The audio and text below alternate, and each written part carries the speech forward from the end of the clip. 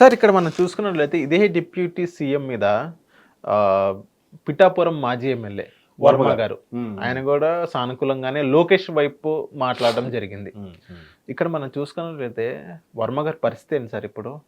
ఆయనకి నామినేటెడ్ పదవి లేదు. ఎమ్మెల్సీ సిచ్యువేషన్ వచ్చినా కానీ ఎమ్మెల్సీ అనేది ఇవ్వలేదు. ఈవెన్ నాగబాబు గారు, పవన్ కళ్యాణ్ గారి బ్రదర్ ఎవరైతే నాగబాబు గారు ఉన్నారో ఆయన మంత్రివర్గంలో తీసుకుంటారని టాక్ అప్పుడే మంత్ ఎండింగ్కి ఎమ్మెల్సీగా చేసి తీసుకుంటారన్నారు. ఓకే, కాకపోతే పిఠాపురం సీటు త్యాగం చేసిన వర్మ గారి పరిస్థితి ఏంటి సార్? అది $1 మిలియన్ ప్రశ్న నిజంగా. ఎందుకంటే ఈ సందేహం ఒక సగటు ఓటర్గా నాకు కూడా ఉంది. మీరు అన్నట్టు ఫస్ట్ పవన్ కళ్యాణ్ గారు నాగబాబు గారి ప్లేస్ లో వర్మ గారిని తీసుకోవచ్చు కదా.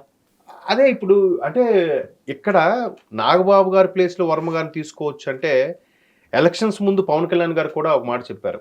వర్మ గారి త్యాగం వల్ల, వర్మ గారు కష్టపడి పనిచేయడం వల్ల నేను గెలిచానని కూడా చెప్పాడు ఆయన గెలిచిన తర్వాత కూడా. సో ఇటువంటి వర్మ గారికి ఖచ్చితంగా ఎమ్మెల్సీనో మరొకటి ఏదో ఖచ్చితంగా న్యాయం చేయాలనుకుంటున్నాం, ఒకసారి కూర్చొని డిస్కస్ చేస్తామని కూడా చెప్పారు. దానికి వర్మ గారు స్వయంగా వచ్చి ఆయన్ని సాల్వతో సన్మానించిన పవన్ కళ్యాణ్ గారిని అంతా జరిగింది. అయితే ఫస్ట్ ఎమ్మెల్సీ ప్రకటించినప్పుడు కూడా ఈయనకి ఇవ్వలే. రీసెంట్గా నాగబాబు గారిని ఎమ్మెల్సీల చేత ఎన్నుకోబడిన ఎమ్మెల్సీగా పెట్టి మంత్రివర్గంలో తీసుకోవాలనుకున్నట్టు కూడా అన్నారు. అక్కడ కూడా ఈయన పేరు వినబడలే. అయితే జనసేనకు వచ్చే ఆఫర్స్లో, జనసేనకు వచ్చే కోటాలో ఎమ్మెల్సీగా నాగబాబు గారిని పెట్టుకున్నారు. మరి టీడీపీకి వచ్చే కోటాలో అక్కడ బాబు గారే నిర్ణయం తీసుకోవాలి. అంటే ఇప్పుడు వర్మ గారు టీడీపీ వైపే ఉన్నారా, టీడీపీ వైపే ఉన్నారు, జనసేన వైపు ఉన్నారు? లేదు, టీడీపీ వైపు ఉన్నారు. ఎందుకంటే రీసెంట్గా డిప్యూటీ సీఎం గారి కార్యక్రమం సంక్రాంతి ముందు ఒక కార్యక్రమం జరిగినప్పుడు కూడా ఆయనకి అలౌ చేయలేదట సెక్యూరిటీ వాళ్ళు. ఆయన చాలా సీరియస్ అయ్యాడు. ఎవరిని అలౌ చేయలేదు? వర్మ గారిని. డిప్యూటీ సీఎం గారు ఇంకా రాబోతున్నారు, సంక్రాంతి ముగ్గుల కార్యక్రమం ఏదో పిఠాపురంలో నిర్వహిస్తుంటే అక్కడికి ఇంకా కాసేపట్లో వస్తారని ఈయన వెళ్ళారంట. డిప్యూటీ సీఎం వస్తున్నారు కానీ ఇక్కడ పోలీసులు ఏదో ఆపితే ఈయన ఒక్కసారి సీరియస్ అయ్యాడంట. సీరియస్ అయ్యాక లోపలికి వదిలేసారు. తర్వాత పవన్ కళ్యాణ్ గారు వీళ్ళకి ఈ ఆఫీసర్స్కి ఎవరు ఉన్నారో వాళ్ళకి 4 అక్షంతలు వేశారు. ఎవరిని ఆపాలో ఎవరిని ఆపుకోవడం కూడా మీకు తెలియదా? వర్మ గారు మీరు ఎలాగ అసలు వర్మ గారు అంటే వేరేలా ఎలా మీరు కన్సిడర్ చేస్తారు? అలా చేయొద్దు, ఎప్పుడు ఆపొద్దు అన్నట్టు కూడా చెప్పారట. అంటే ఇట్లాంటివి మీడియాలో వచ్చేసరికి వర్మ గారి పరిస్థితి ఏంటి?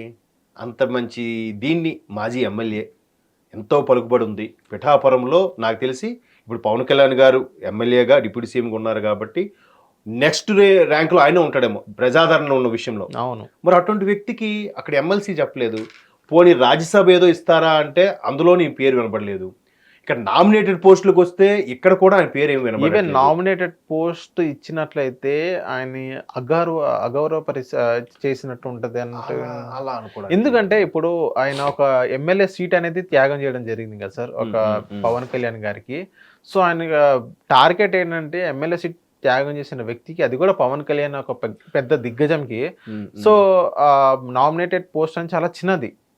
ఎమ్మెల్సీ కానీ ఇప్పుడు ఏదైతే రాజ్యసభ సభ్యత్వం కానీ ఏదో మంత్రివర్గం కానీ ఈ 3 తప్ప ఇంకా వేరేది ఇవ్వడం మీరనేది నేను ఏకీభవిస్తా. అంటే నామినేటెడ్ పోస్ట్ అంటే ఏదో ఉంది అని చెప్పుకోవడానికే కానీ మీరు అన్నట్టు ఒక క్యాబినెట్ హోదా ఉండేది ఏదైనా, లేదా రాజ్యసభ ఎంపీ కానీ, ఈవెన్ ఎమ్మెల్సీ ఇచ్చినా కానీ ఓకే పర్వాలేదు. లెజిస్లేటివ్ అసెంబ్లీ, లెజిస్లేటివ్ కౌన్సిల్ కాబట్టి ఆ స్థాయి మీరు అన్నట్టు ఆ స్థాయి సమం చేసినట్టు అవుతుంది.